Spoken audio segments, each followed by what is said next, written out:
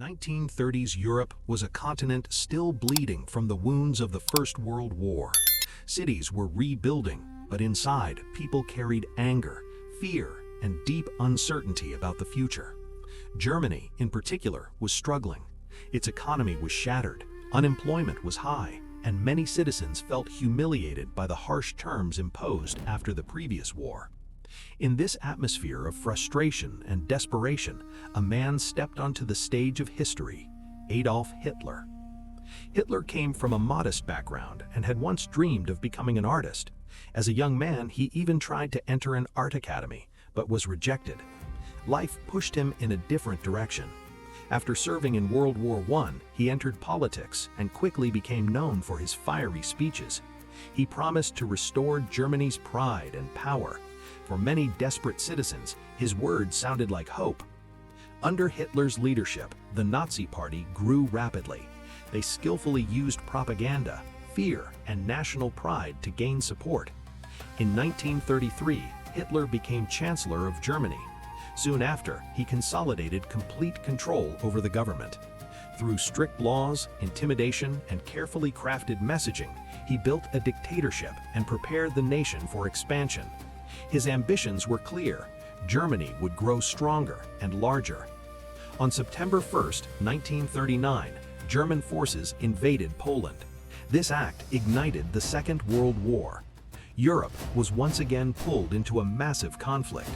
Hitler's military relied on a strategy known as blitzkrieg, or lightning war. Tanks, aircraft, and infantry attacked with incredible speed and coordination, overwhelming opponents before they could react. In the early stages of the war, this tactic proved devastatingly effective. Several countries fell in rapid succession. In 1941, Hitler made one of the most dangerous decisions of the war: the invasion of the Soviet Union. It was one of the largest military operations in history. At first, German forces advanced quickly, but they underestimated the vastness of the Soviet territory, the determination of its defenders, and the brutal winter. The tide began to turn. The Battle of Stalingrad became a critical turning point. Fighting was so intense that soldiers battled for every street and every building. After months of brutal combat, German forces were surrounded and forced to surrender. It was a shocking defeat and marked the beginning of a steady decline for Hitler's army. Meanwhile, the war expanded across oceans and skies. In 1944, Allied forces launched a massive invasion of Nazi-occupied France in the operation known as D-Day. From the west, Allied troops pushed forward, while Soviet forces advanced from the east. Germany found itself trapped between two powerful fronts. As pressure mounted, Hitler's empire began to collapse. The war also revealed one of the darkest chapters in human history: the Holocaust. Millions of innocent people were systematically persecuted and murdered by the Nazi regime.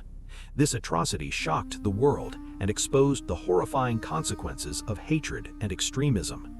By 1945, Allied forces had surrounded Berlin. Hitler retreated into an underground bunker as the reality of defeat closed in. In April 1945, he took his own life. Soon afterward, Germany surrendered, and the war in Europe came to an end. World War II became the deadliest conflict in human history. Millions of lives were lost, and entire cities were reduced to rubble. Yet, from this devastation came major global changes. Nations worked to create new international organizations and systems designed to prevent future wars and promote cooperation. The conflict left humanity with an enduring lesson: unchecked hatred and absolute power can lead to unimaginable destruction. Today, World War II is remembered not only as a historical event, but also as a powerful warning. It reminds us of the value of peace, the importance of unity, and the necessity of learning from the past. Even in its darkness, the war pushed the world to rethink its future and strive for a more stable global order. And perhaps the most important question still remains: have we truly learned from history?